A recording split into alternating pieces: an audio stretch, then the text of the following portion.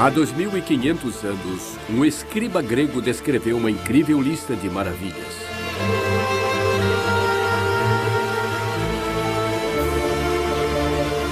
O que é visto com o olhar da mente, disse ele, nunca poderá ser destruído.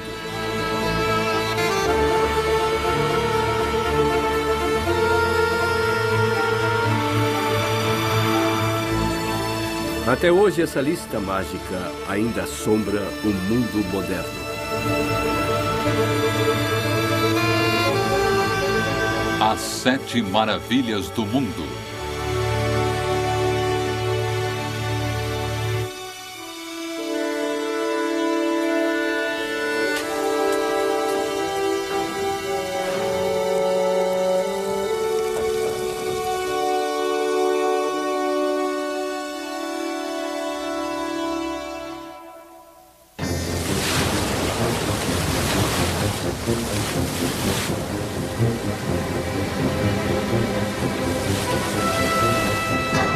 O capitão está procurando um porto seguro.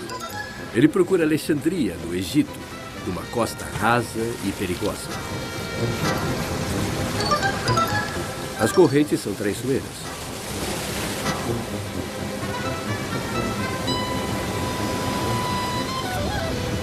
Os marinheiros têm procurado seu rumo assim há milhares de anos, jogando essas pedras e vendo se tem lama de rio na linha, mostrando que estão perto da costa. Antes que a cidade moderna e suas elevações fossem construídas, você não via nada além deste horizonte até quase ir bater na praia. De todas as 7 maravilhas, a mais prática era o antigo farol chamado de Faros.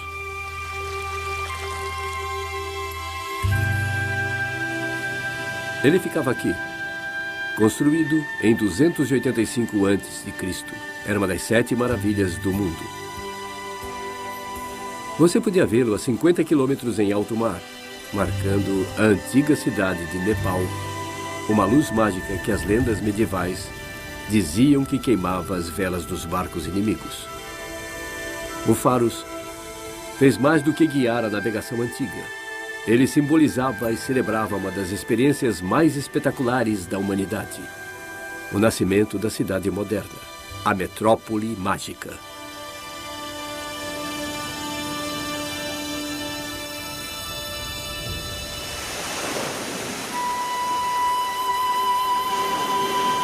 Antes, ao longo da costa do Egito, havia apenas alguns vilarejos de pescadores, algumas pedras, alguns bancos de areia e algumas focas tomando sol. Então, Alexandre o Grande chegou. Ele estava fazendo um império que se estendia do Egito ao Afeganistão. Alexandre adorava as cidades. Ele gostava de fundar cidades. Fundou 17 cidades que chamou de Alexandria. Tinha uma atitude muito interessante em relação às cidades e aos arquitetos. Um jovem chamado Demócritus foi falar com ele e disse que tinha uma grande ideia para uma cidade. E ele disse: vou pegar uma paisagem e vou moldá-la à sua semelhança, Alexandre. E na palma desta figura estaria uma cidade inteira chamada de Alexandria. Bem, a ideia é que as nuvens se formariam na cabeça das estátuas e a água correria pelas veias do braço e alimentaria toda a cidade. Alexandre olhou para o plano e disse: eu gosto desse garoto, gosto do jeito que ele pensa, mas a cidade não vai funcionar, porque o verdadeiro sangue de uma cidade não é a água pela veia, mas o comércio. Quando Alexandre fundou a cidade, ele pensou no comércio. Olha, vou mostrar o que estou dizendo. A primeira coisa que Alexandre pensou foi numa grande praça do mercado e ele a colocou bem na praia, entre o Nilo e o mar. Aqui fica a linha da costa. E aí ele trabalhou nos vários bairros da cidade e colocou uma grande muralha em torno de tudo. 20 anos depois, Alexandre estava morto e os arquitetos expandiram um pouco. Fizeram uma passagem da praça do mercado até uma pequena ilha fora da costa. Eles fizeram um grande cruzamento. E no centro desse cruzamento, colocaram a tumba de Alexandre. Ele morreu e foi enterrado na cidade dele. Então a cidade era realmente cheia de maravilhas, muralhas, palácios, qualquer coisa que você pudesse pensar, tinha duas maravilhas especiais, o farol da ilha e a própria tumba de Alexandre. Pense no que o homem tinha feito. Ele tinha feito uma cidade a partir de suas próprias ideias. Era uma cidade cheia de egípcios, cheia de gregos, cheia de judeus. Era uma cidade moderna e multicultural e era cheia de maravilhas, cheia de templos e palácios. Era uma nova cidade para uma nova era. A lista das 7 maravilhas foi feita nessa nova era revolucionária. Duas delas, duas maravilhas urbanas, o farol de Alexandria e a tumba do rei, um mausoléu perto do mar. Os símbolos sutis da fé desta cidade no comércio, suas bases e propagandas. A antiga Alexandria está enterrada debaixo da cidade moderna. Então não há muito o que ver da antiga agitação, do mundo de Alexandre. O que existe está no museu.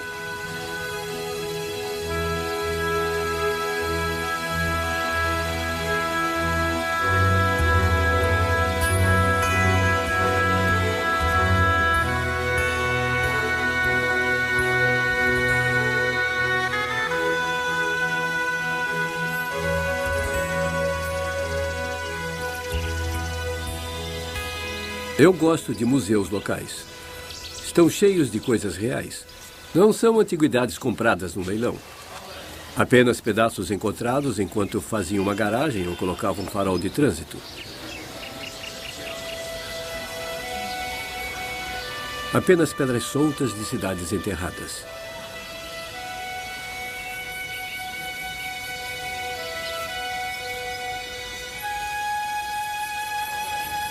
É uma graça, não é?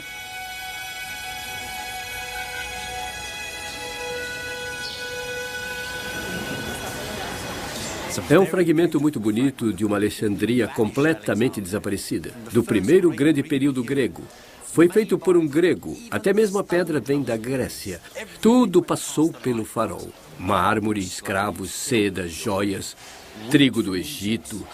Este era o começo do Eldorado. Esse é o trabalho mais fino que você pode conseguir. Todo desaparecido.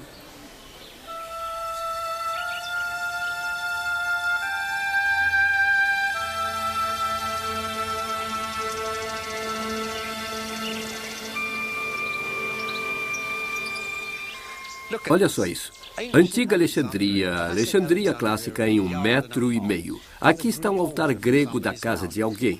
Aqui temos um texto grego na base de uma estátua. E aqui está um egípcio nativo, mas vestido com seus melhores mantos gregos. Os alexandrinos adoravam se mostrar. E isso é uma inscrição hebreia bem rara da antiga Alexandria.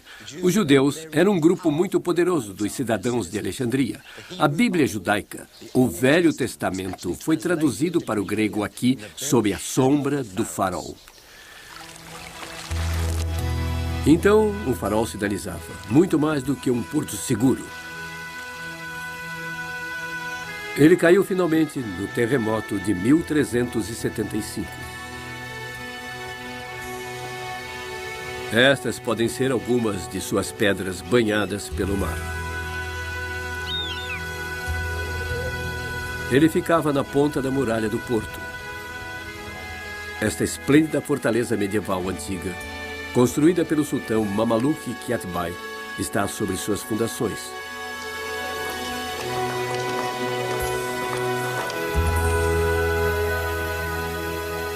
O Pharos era pelo menos 5 vezes mais alto, com mais de 100 metros.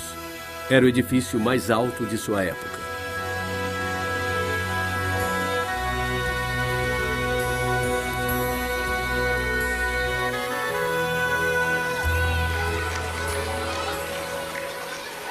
Hoje, as crianças vêm aqui em excursões escolares.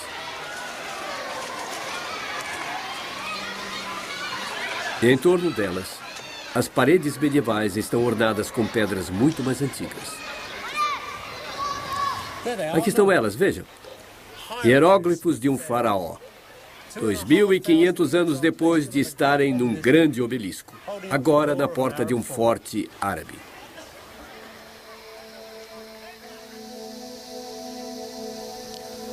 Bem no meio da fortaleza, eles construíram uma mesquita. O interessante dessa mesquita é que não está virada como a maioria para Meca. Estamos sobre as fundações do antigo farol. E assim está para norte, sul, leste e oeste, como o velho farol ficava. E se você olhar para cima só por um instante, veja esta grande torre. O que você está vendo de verdade é o fantasma de um farol. E com o olho de nossa mente podemos ver homens e burros carregando combustível para o topo.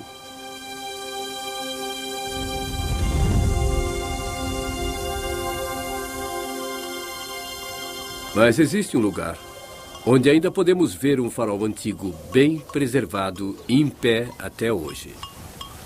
50 quilômetros a leste de Alexandria, na mesma linha da costa, um farol miniatura. Quadrado, octogonal e redondo, com uma escada interna.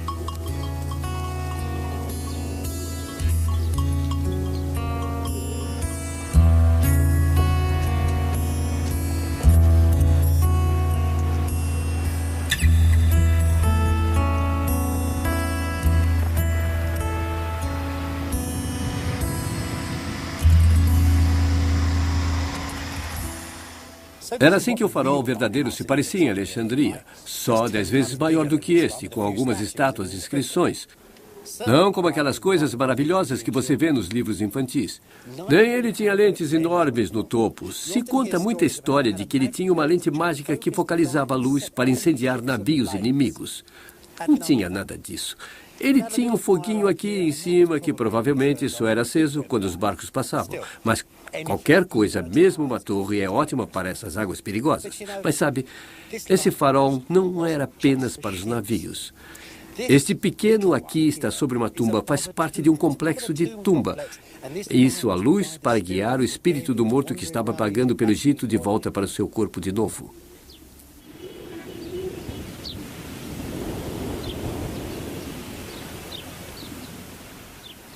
E este foi feito pouco depois do grande farol ter sido feito. Quando eles começaram aquele farol na Ilha de Faros, em Alexandria, aquelas pessoas estavam dizendo: vejam nossa nova cidade, estamos orgulhosos dela, sua riqueza, seus bens, sabedoria e aprendizado. Esse farol vai dar uma luz nova ao mundo antigo. Então o grande farol, sua lanterna cercada de placas de vidro, se tornou um símbolo da cidade. Mas nem tudo estava bem dentro da metrópole mágica. Com a incrível mistura de fé e costumes da cidade, muitos alexandrinos se sentiram solitários e inseguros. Foi o nascimento de uma alienação peculiarmente moderna.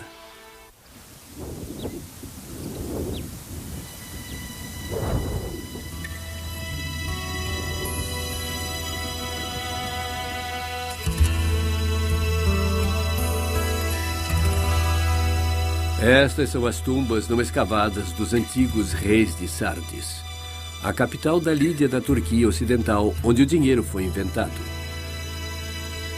O dinheiro era o combustível das novas cidades de Alexandre.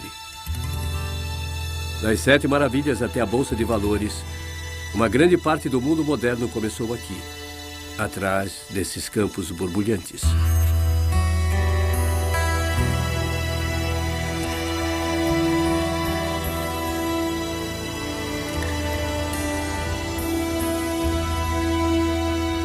A cidade de Sardos ficava no final de uma lendária rota de comércio que ia para a Pérsia e a Rota da Seda.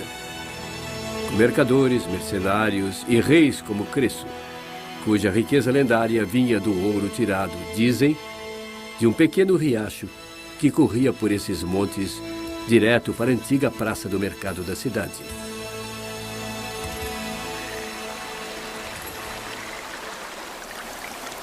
Não preciso dizer que faz tempo que os arqueólogos estão interessados em Sardos. Eles não encontraram a lendária praça do mercado do rei Creso, mas o que eles encontraram foram as próprias oficinas onde o mundo moderno foi forjado.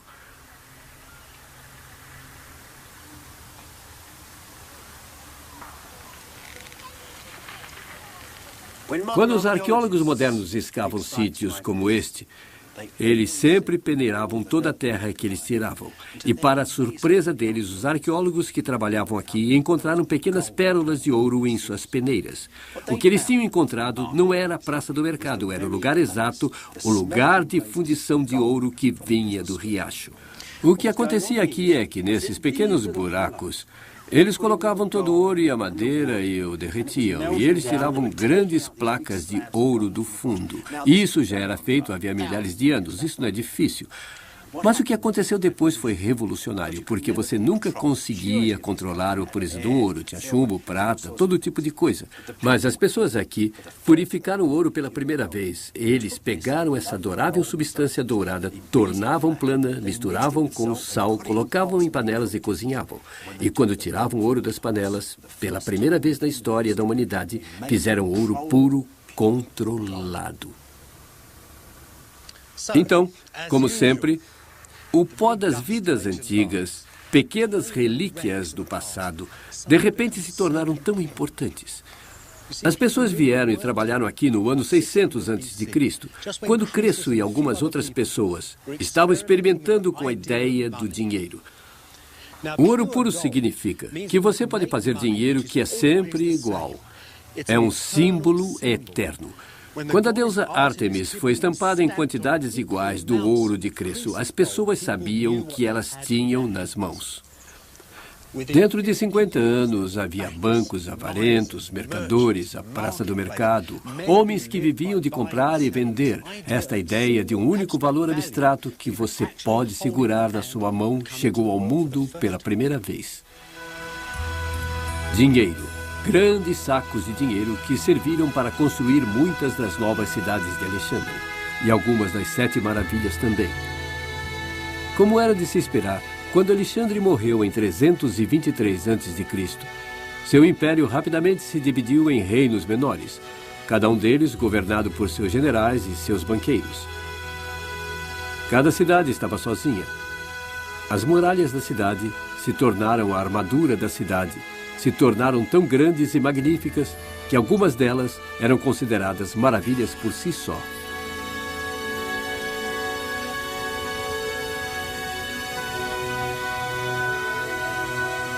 Estas muralhas tremendas, que se estendem por quilômetros pelas montanhas, protegiam a pequena cidade de Heracleia, perto do lago. São monumentos enormes para uma insegurança geral antiga.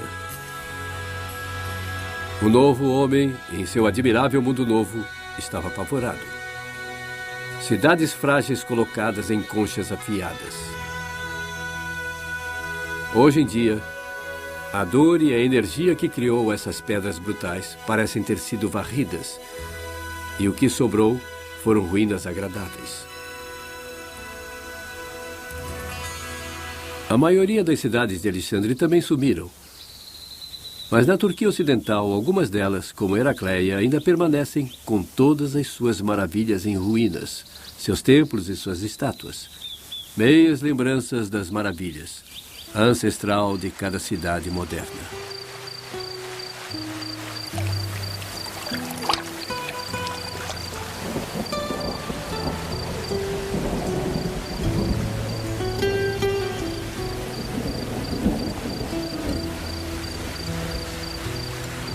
Praíni, na Turquia Ocidental, é a mais preservada de todas as cidades helenísticas. Casas, praças de mercado, templos, mausoléus, ruínas raras, cheias dos medos e esperanças das pessoas das metrópoles mágicas. Visitando Praíni hoje, você ainda pode experimentar o sabor autêntico das pessoas da Era das 7 Maravilhas.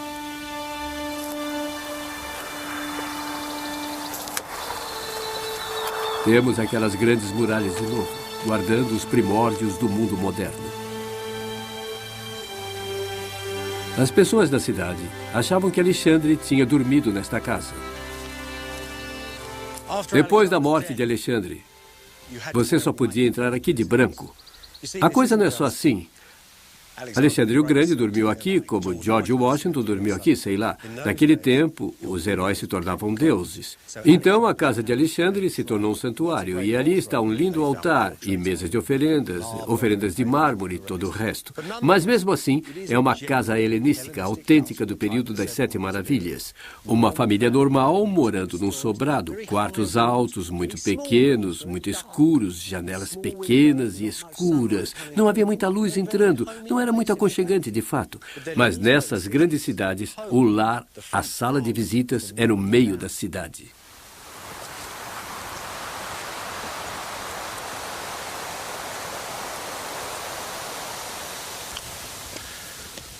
E no final de cada rua, como em Londres, o nome. Mas aqui o verdadeiro tesouro. O tesouro de todas as cidades desse período. Isso é uma fonte, e a água saía por aqui, corria por ali, e ia direto para a rua, para todas as casas.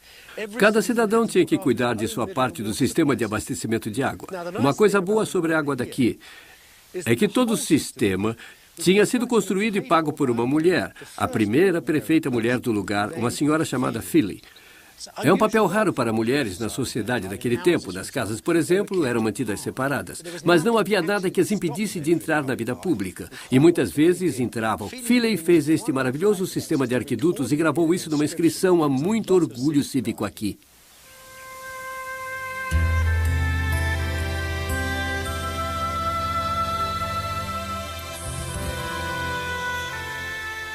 O óleo dessas cidades era o dinheiro.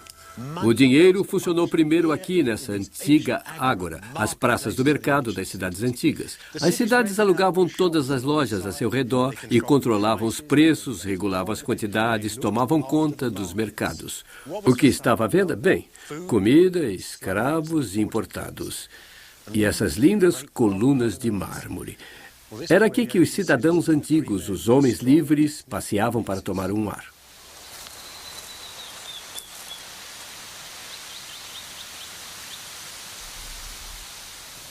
Estas cidades não eram realmente cidades, no sentido moderno da palavra. Nada de industrial foi feito aqui. Existiam escritores, artistas e pensadores, pessoas assim, em pequeno número. E um grande número de pessoas que passavam seu tempo por aqui, grandes proprietários de terra com seus escravos, e alguns pequenos fazendeiros também, talvez alguns pequenos negociantes, mas eram, na verdade, cidades de recreação, que nem assim Palm Springs ou Royal Tunbridge Wells. As pessoas se divertiam aqui, vinham para a Praça do Mercado, esses grandes espaços abertos, e se sentavam em suas cadeiras, falavam sobre o preço do trigo, ou se a estátua que tinham acabado de fazer era bonita como as Sete Maravilhas. E se você fosse muito rico, se desse um subsídio aos pobres, podia colocar seu nome numa pedra ou até numa estátua. Se você fosse perfeito, era uma vida muito boa, uma vida que durou quase 1000 anos.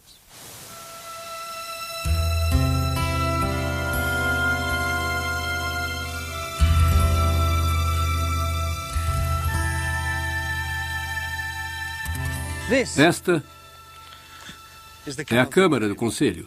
640 dos homens mais ricos de Prini vinham para esta sala para falar sobre tudo, desde o preço dos grãos até contratar um médico da cidade. Essas pequenas câmaras do Conselho, seus assentos, seu espaço, o próprio ar delas, são os verdadeiros ancestrais da democracia moderna. Democracia não no sentido de sociedade tribais, onde todos têm direito de dar sua opinião, mas democracia no sentido de uma sociedade muito controlada e regulamentada.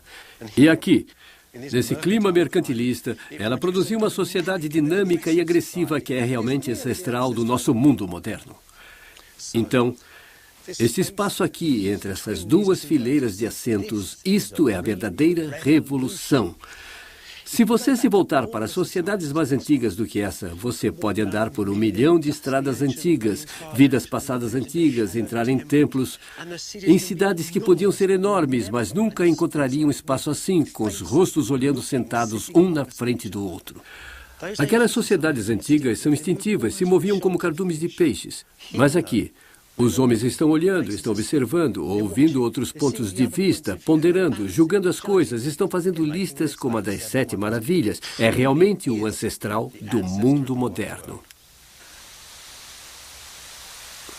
A vida na época era como uma corrida. E era aqui que os jovens aprendiam a competir. O ginásio e a pista de corridas da cidade, como seus antigos pontos de partida. Acho que se você fosse bom mesmo, acabava nos Jogos Olímpicos. Nada era bom demais para os jovens leões que iriam governar a cidade na próxima geração. Estas são as termas públicas, que servidas pelo aqueduto com torneiras e banheiro de mármore. Mas sempre água fria, porque usavam água fria e cabelo curto. Disseram até que Alexandre era gay porque ele tinha cabelo comprido. Mas vejam as instalações. Chão antiderrapante. E, é claro, lava-pés para os atletas. Todos precisavam disso. Depois de se lavarem e se esfregarem depois das corridas, era a hora da escola. Perto da casa de banhos, a sala da escola, com apenas 3 paredes. Dá para imaginar como era isso aqui no inverno? Muito frio. Aqui é onde os homens se irmanavam. Mas isso, na sala da escola, como em muitas salas de escola, aqui está coberto com os nomes dos alunos. Os garotos escreveram aqui nessa parede, cuidadosamente, letra por letra. Sabe, o dom de escrever em grego era apenas dado a essas pessoas privilegiadas dessas cidades. Ninguém mais no país sabia ler e escrever, a não ser algumas mulheres que aprendiam em casa, talvez. Mas aqui era realmente o centro. Era a voz que temos hoje da sociedade grega. Bem no coração de cada cidade, os mausoléus dos fundadores e os templos dos deuses. Existiam 2 tipos de templo. Um claro e de mármore, o outro escuro e de pedra escura. Este é o templo de Pliny, um refinado prédio. Claro, feito por um grande arquiteto chamado Pythius. E logo após ele ter projetado e construído o primeiro mausoléu, a tumba do rei, que era uma das 7 maravilhas do mundo. Olha, a razão da genialidade de Pythius não é o fato dele ter feito um templo grego com um telhado elevado e muitas colunas dos lados. Já se faziam isso há séculos. É o cuidado, é a minuciosidade dos detalhes que é tão inteligente. Ele tinha acabado de fazer um mausoléu e tinha voltado para o símbolo na forma mais clássica de templo. E esse pedaço, por exemplo, está a 20 metros no ar. Dá uma olhada nele. É correto. Em cada pequeno detalhe, como um circuito impresso, mas como o mais belo circuito impresso que você já viu. A genialidade está nos detalhes. O que esse homem está fazendo é um exercício clássico de perfeição.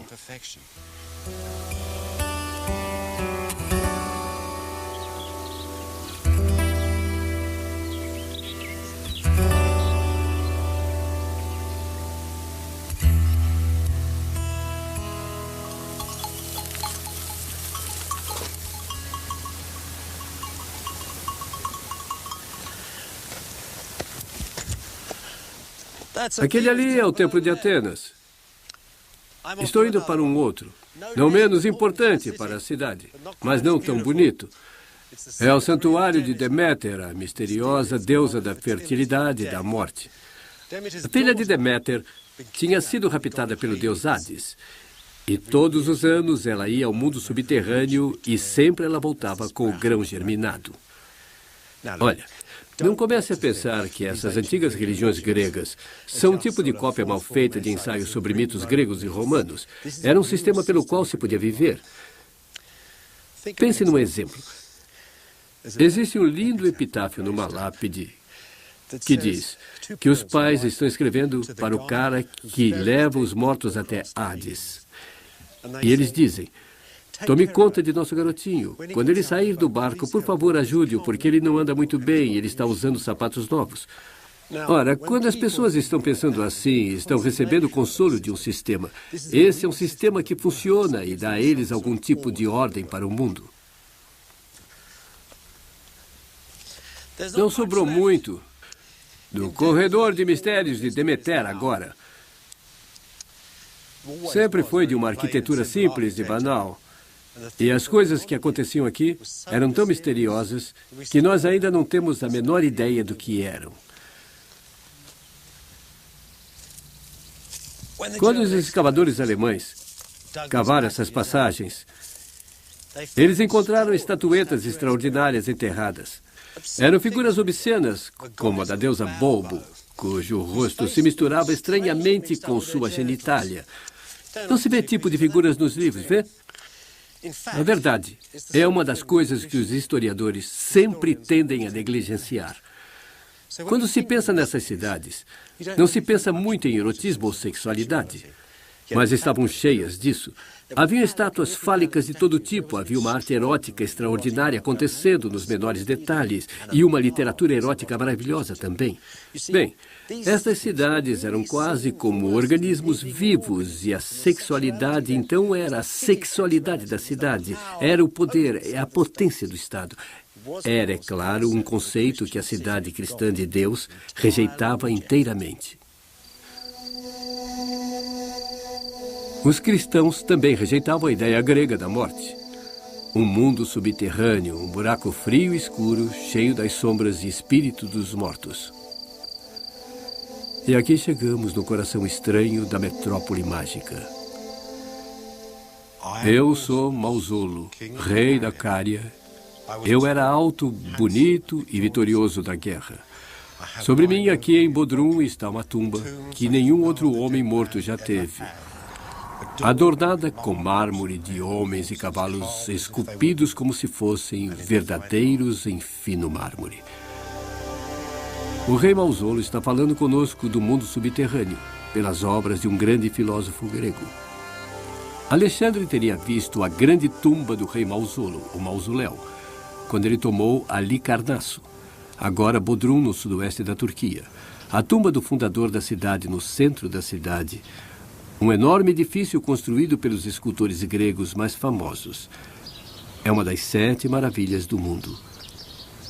Em 352 a.C., no dia em que enterraram o rei Mausolo, eles mataram um rebanho de ovelhas nesses degraus e bois pendurados pelas pernas. Eram sacrificados para que o sangue corresse por aqui.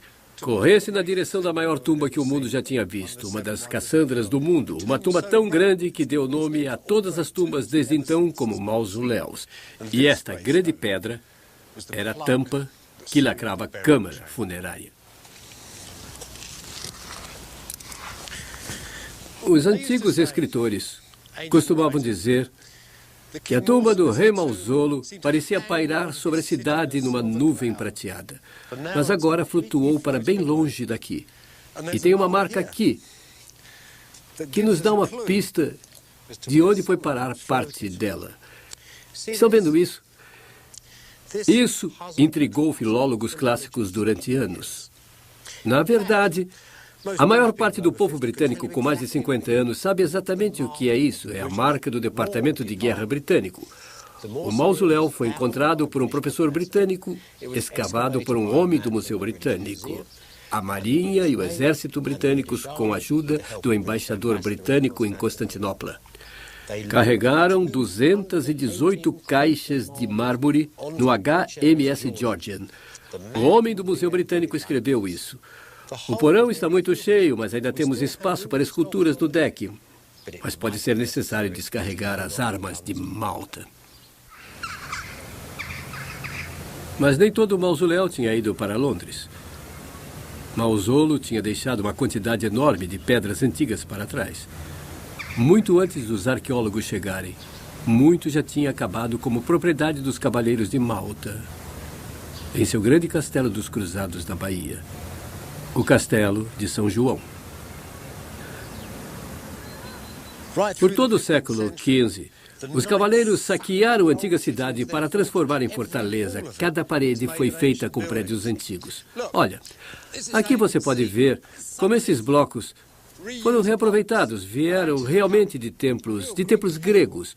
Aquela coisa redonda ali, com essa extremidade irregular. Aquilo é um pedaço de coluna. Parece um salame. E é uma boa analogia, porque esse aqui é um cavaleiro italiano. Olha o brasão de armas dele. E em cima, para proteger o brasão de armas, mais 2 pedaços do templo colocados na parede. O de cima foi usado pelos cavaleiros para proteger a inscrição. Se você olhar mais embaixo, vai ver o nome do cavaleiro, um homem chamado Angelo Muscatola. Esta é a torre italiana e foi construída em 1436.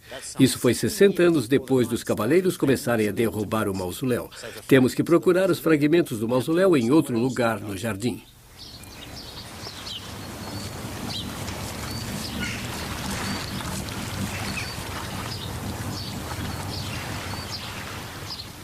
Houve uma mudança da tecnologia das armas, canhões maiores e melhores. Isso finalmente causou a destruição do mausoléu. Foi derrubado pedra por pedra. Todas essas proteções que estão vendo em torno de mim vieram do mausoléu.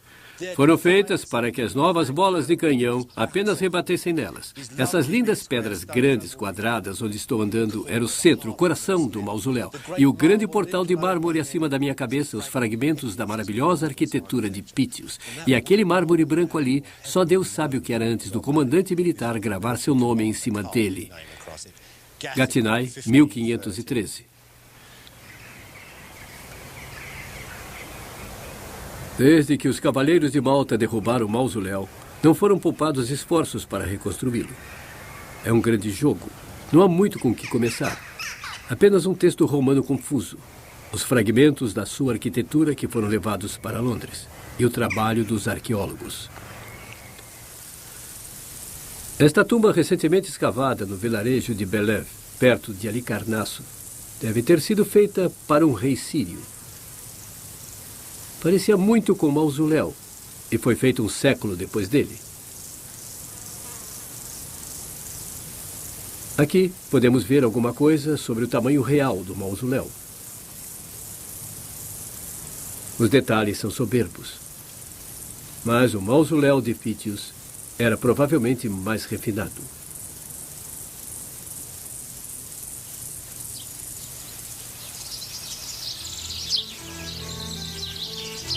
Esta pequena tumba, na cidade próxima de Milas, um pequeno mausoléu, mostra por que os romanos diziam que o grande mausoléu parecia flutuar no ar.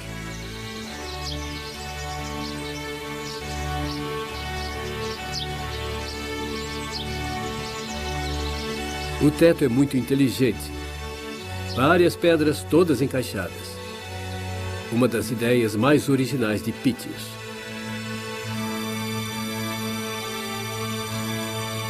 Existem centenas de reconstruções desse edifício antigo e estranho, com seu telhado piramidal e filas de colunas.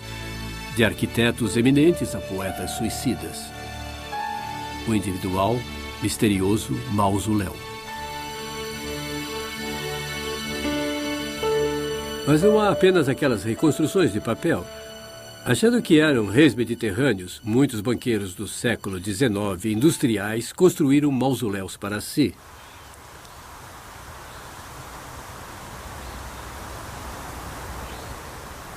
Para os arquitetos do século XIX, que estavam muito envolvidos com o estilo histórico, o mausoléu era um símbolo de excelência arquitetônica. Não apenas tumbas imitavam o mausoléu, mas muitos arranha-céus. Mas não ouvimos falar muito quem é que quer saber quem está trabalhando numa tumba. Enfim, esse mausoléu aqui, a tumba mais cara do cemitério de Highgate, foi criada para um banqueiro chamado Julius Baer.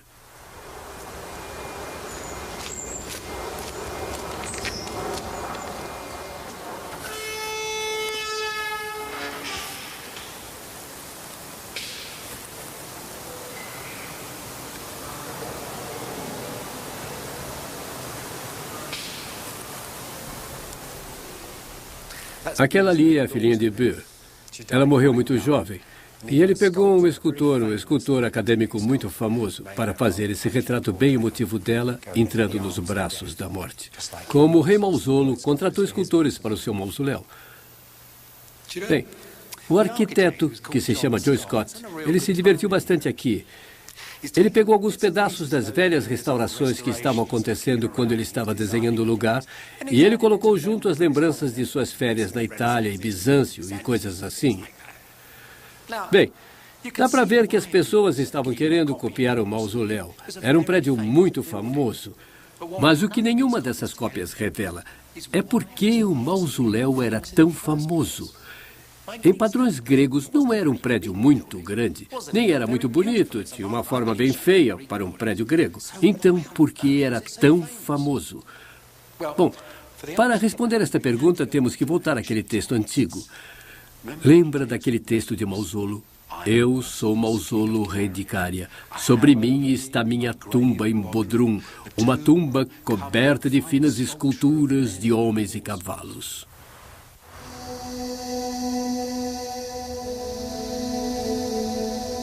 Entre os fragmentos do mausoléu mandados para Londres, estão pedaços das esculturas retratistas gregas mais antigas do mundo. Vejam como as imagens são poderosas. Esta é uma pessoa real, ou pelo menos um indivíduo enobrecido e aumentado.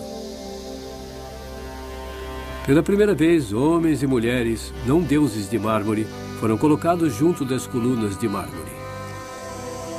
Essas esculturas diziam aos seus visitantes, esse podia ser você. É por isso que o mausoléu era considerado uma das 7 maravilhas do mundo. Ele conferiu orgulho aos cidadãos da metrópole mágica.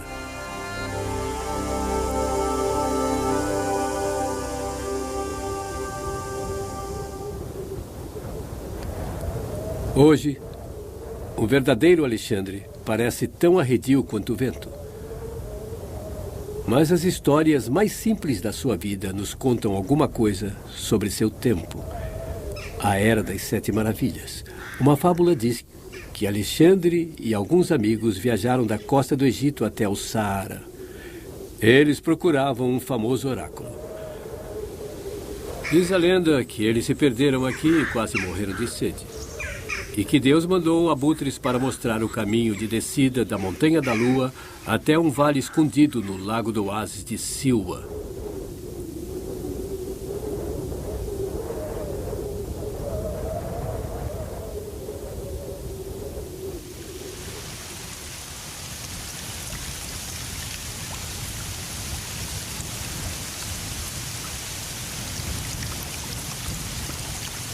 E no centro dele, junto das palmeiras, o templo do oráculo.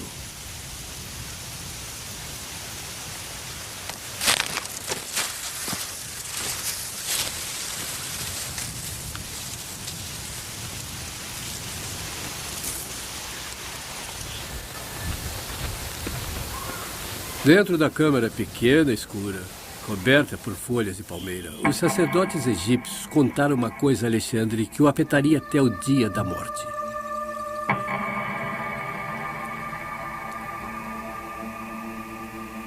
Ninguém sabe o que foi e nunca vamos saber.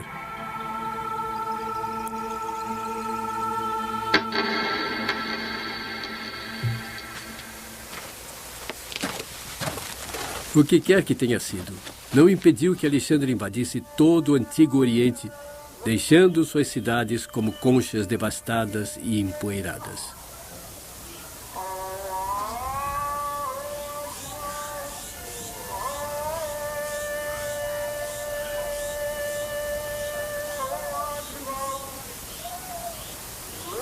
Claro, as pessoas ainda moravam nelas depois da era de Alexandre, mas foram mudadas para sempre. Os gregos confiantes e brutais mostraram a eles um outro tipo de cidade, um outro modo de ser.